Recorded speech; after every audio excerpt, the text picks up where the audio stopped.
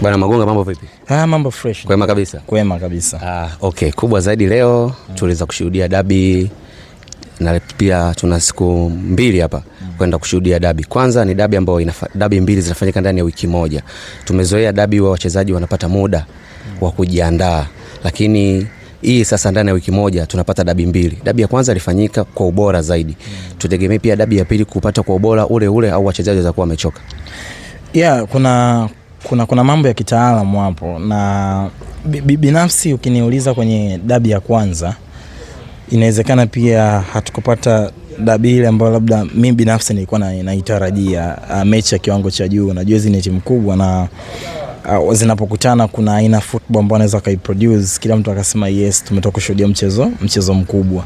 Na kuna vitu nikiwa naona haviendi sawa sawa kwenye huo mchezo, binafsi vinakuwa vinani disappoint kama mtazamaji, kama mchambuzi, kwa sababu una expect upate kitu kikubwa. Just imagine kama mimi ni mchambuzi, mechi inaweza kan disappoint vipi kuhusu watazamaji?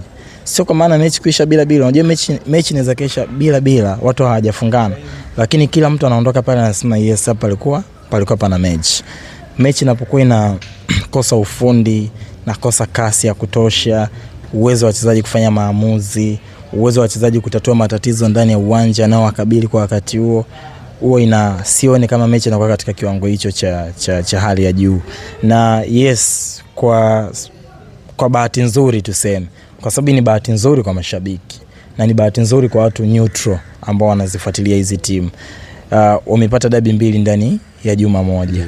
Lakini kwa bahati mbaya kwa wachezaji na walimu, wamepata dabi mbili kwa juma moja. Mshabiki anahitaji mechi ya aina hii kwa sababu mechi kubwa. Tuna uhaba wa michezo mikubwa kwenye ligi yetu, na kutokana na aina quality ambazo zipo kwenye baadhi ya timu. Sasa kwa walimu inaweza kuwa ni shida. Kwa sababu gani? Ni kwa sababu kutoka mechi ya kwanza mpigwa Zanzibar ilikuwa tarehe 29. Mechi nyingine tarehe 3. Tofauti ni siku 3 kwenda siku 4 ni mchezo.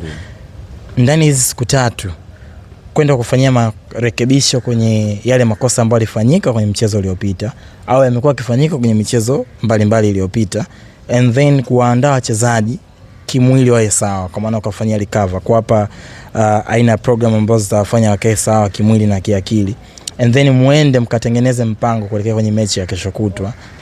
Ni ngumu sana. Ni ngumu sana. Na sijui, inawezekana wachezaji wakatana, lakini na wasiwasi mechi itakuwa na intensity ya wastani. Yani, na hata kama itakuwa na intensity ya juu, basi hizi kwa kuanzia dakika kwanza mpaka dakika ya 90. Last week nilishuhudia dabi ya South Africa, mechi kati ya Kaizer Chiefs dhidi ya Orlando Pirates. Hizi ni timu ambazo zimeshuka, especially Kaizer, kwa sababu Orlando namuona sasa hivi yupo juu kwenye msimamo. Lakini pia Orlando huyu msimu uliopita walivyokuwa na Jose Riveiro walicheza michuano ya kimataifa Champions League, lakini wakawa na performance nzuri pia kwenye michuano ya ndani. Hizi timu moja imeshuka, lakini zote zilishuka. Moja imesogea, moja inajitafuta. Lakini angalia test ya ile mechi. Atazungumzia timu ambazo zipo kwenye daraja moja zimetofautiana, lakini kwa sababu ya historia wale ni rivals. Sasa angalia test ya ile mechi, kuanzia kwenye intensity, ufundi kwa wachezaji, mbinu kutoka kwa walimu, decision making kutoka kwa wachezaji, adaptation kutoka kwa wachezaji na walimu. Ni kitu ambacho mimi kwenye dabi yetu sikuona hayo mambo. So kuelekea kwenye mechi ijayo, nilizungumza, atakayefanya vizuri kwenye mechi ijayo si atakayekuwa na maandalizi mengi sana kuelekea kwenye huo mchezo, ila ni timu ambayo itakuwa imepata mapumziko ya kutosha kuelekea kwenye huo mchezo. Yani mapumziko ni kwamba unaweza kupunguza ukali wa mazoezi, mkaliarai kwenye wachezaji kuwafanyia recovery ya miili kwa kutumia ile ice bath, yale mabarafu mnaweka kwenye mabeseni, wanaweka maji. Kuna fizio ambao wanafanya hizo kazi, lakini kuna aina program za kuwarejesha wachezaji kuwa katika utimamu wa kimwili na kiakili uliokuwa sawa, lakini pia mentality kwenye ile eneo, kwa maana utimamu wa kiakili, namna gani unaandaa wachezaji kuelekea kwenye mchezo unaofuata. And then ile ni mechi ambayo ilikuwa na changamoto kwa timu zote mbili. Kuna nyakati ulikuwa unaona Yanga wana struggle kutengeneza nafasi, the same kwa Simba. Kuna nyakati ulikuwa unaona Simba wanapata ugumu hata kutoka kuanzia nyuma.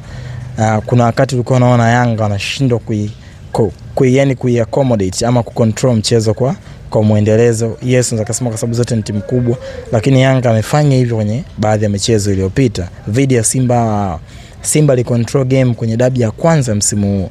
Game ilikuwa kwenye mazingira yake kila kitu alikuwa anaamua yeye, lakini mechi hii imekuwa ni tofauti kidogo. Kwa hiyo mimi ukiniuliza mechi ijayo itakuwaje, naweza ngasema sitaki comment chochote kizuri, kwa maana mechi niwape matarajio watu makubwa, wakati naona kiuhalisia hii ni mechi ambayo inawezekana kuna vitu kashindwa kuvishuhudia kutokana na msongamano wa hii ratiba hapa katikati.